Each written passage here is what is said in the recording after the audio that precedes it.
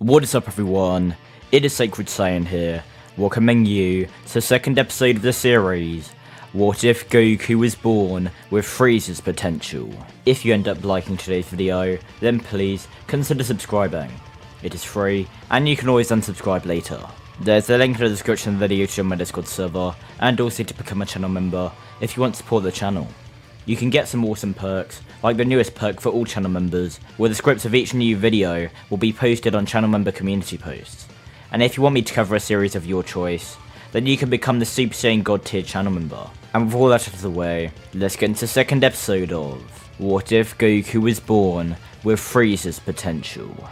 This video begins with the arrival of Raditz on Earth. After Raditz mollywops a farmer with a shotgun, Raditz then uses a scouter to try and detect his brother's power level, and he then detects a staggering power level of over 9,000. Raditz is immediately shocked, flying towards the power level, and he arrives at Kame House, as he meets his brother Kakarot and begins to explain to him who he is. Goku here actually does believe Raditz, thinking that must be why he is so much stronger than everyone else on Earth.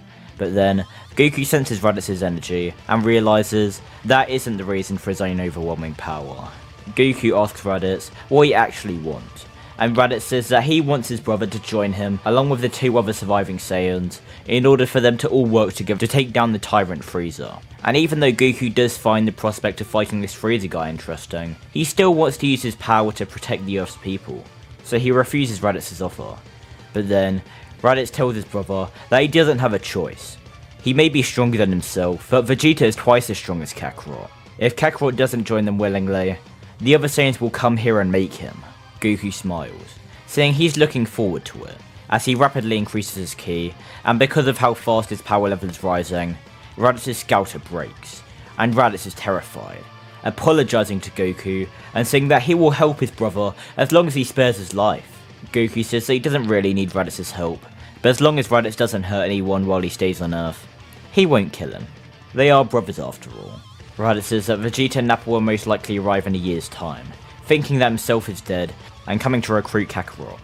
And then, either Cell will destroy the planet, so they have a year to prepare. And even though Goku doesn't actually need that time to prepare, Goku decides he will train both Raditz and his son Gohan. Piccolo is even listening to this conversation from afar, and decides that if the planet might be at risk, then he should make a temporary alliance with Goku and train with him, since if the planet could be destroyed, then there will be nothing for him to rule. So with Piccolo also joining them all to train, we now have a 1 year time skip. All the humans decided to train on Kame's lookout, while Goku trained Gohan, Raditz, and Piccolo. Gohan, with his even more insane potential than canon, far surpasses Piccolo and Raditz, and Piccolo and Raditz become each other's rivals, with the pair of them both having massive power levels of over 100,000 each.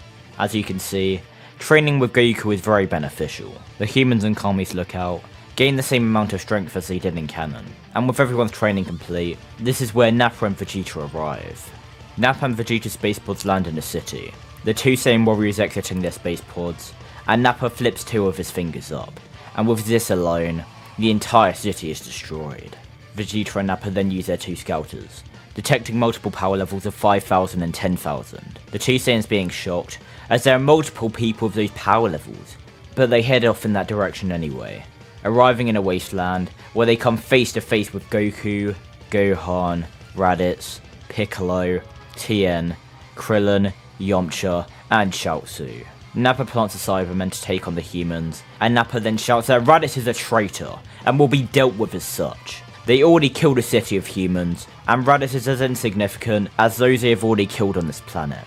Goku steps forward, saying that anyone they have killed can be brought back with the Dragon Balls. Unfortunately, they won't get the same luxury after he has wiped the floor with them. Nappa gets enraged that a low-class Saiyan is speaking to him in this way, and Nappa rushes straight towards Goku, but as Nappa is about to punch Goku in the jaw, Raditz appears in front of Goku, catching Nappa's punch before punching Nappa in the stomach, and then kicking him back.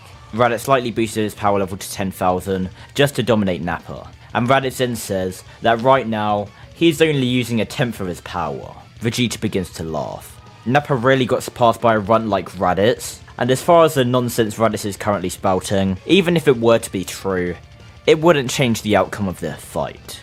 Raditz begins smirking, saying he will show the prince that it isn't some nonsense, and Raditz begins to power up, and Vegeta and Nappa both have shocked expressions on their faces, as Raditz's power level keeps rising and rising, until their scouters eventually break. Nappa worryingly says that their scouters must have just been malfunctioning. Right, Vegeta? Vegeta the drop of sweat rolling down his face, saying of course that's it. However, to prove it doesn't even matter, Vegeta shouts for Nappa to create a fake moon, Nappa doing so, and Vegeta and Nappa become great apes. But Raditz can't help but laugh, asking if his former companions completely forgot he also has a tail. Raditz is about to look at the fake moon, but Goku puts his hand in front of Raditz's eyes, telling Raditz that he will take things from here. Raditz needs to make sure Gohan doesn't look at the fake moon, because if he does, he will be out of control, and then the Earth will most certainly be destroyed before Goku would be able to subdue him. Raditz is fine, standing with Gohan and covering Gohan's eyes while looking at the ground, and Goku cracks his neck, thinking to himself that he's glad Raditz bought that excuse, because in reality, he just really wanted to stretch his muscles a bit. Goku flies up into the air, staring the two giant Uzarus down, and both Nappa and Vegeta fire mouth beams at Goku. Goku outstretching both of his arms, and the beams hit Goku's hands, literally doing 0 damage. Goku then appears behind Nappa, creating a blade of ki around his hand, which he uses to cut off Nappa's tail, thinking that Nappa wouldn't even be fun to toy with. And Nappa is then reverted to his base form, where Piccolo is waiting, and with a single chop to his neck, Nappa is knocked out. Vegeta is confused, panicking as this shouldn't be possible. Vegeta is an elite, the Saiyan Prince, but this guy is effortlessly stronger than him, and he hasn't even got a tail. There's only one thing Vegeta can think of. This guy, Raditz's brother, he has to be the Super Saiyan. It seems like they were right to try to recruit him. He may be the only Saiyan who can actually defeat Frieza. Goku begins to yawn, asking if Vegeta can get back to fighting him now. He's getting bored. Vegeta knows he doesn't really have a choice right now, so he relents, and the giant Uzaru attempts to punch Goku, but Goku stops the punch with a single finger, before Goku then slaps Vegeta's fist up, before dashing towards Vegeta and punching him in the face. The Great Ape being knocked back, but before Vegeta hits the ground, Goku blitzes Vegeta and cuts off his tail as well. Vegeta reverts to his base form, laying on the ground, and Raditz then kicks Vegeta in the face, knocking him out. Raditz and Piccolo both wanted to kill Vegeta and Nappa, but Goku told them to keep them alive.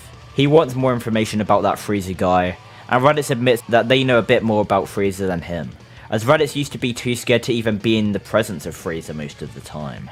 Some time passes, and Vegeta and Nappa both wake up in hospital beds, where they are so injured that they can barely move. Goku is standing in front of them, alongside Raditz and Piccolo, and Goku gives Vegeta and Nappa one offer.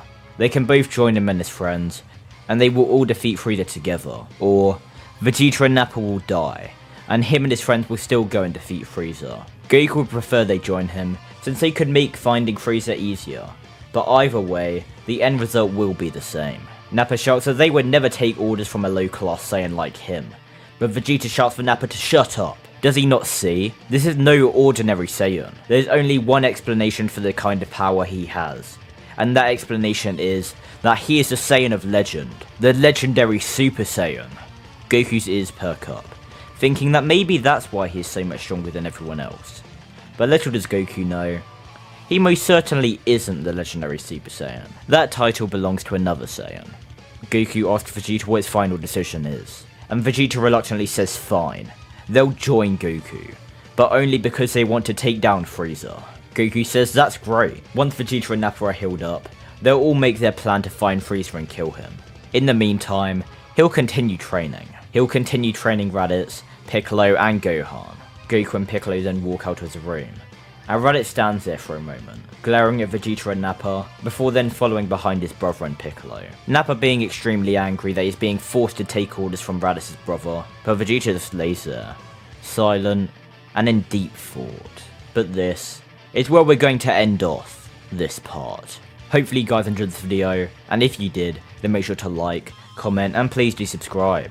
It is quick and easy to do. Also, I want to give a huge thank you to Boulder Merg Garcia, Yeti Myth, Camo Ren, Mega Exo, Jonathan Way, and All Might for becoming channel members. If you want to be shouted out at the end of a video, and get other perks like the channel members here. And then there is a link in the description down below to become a channel member.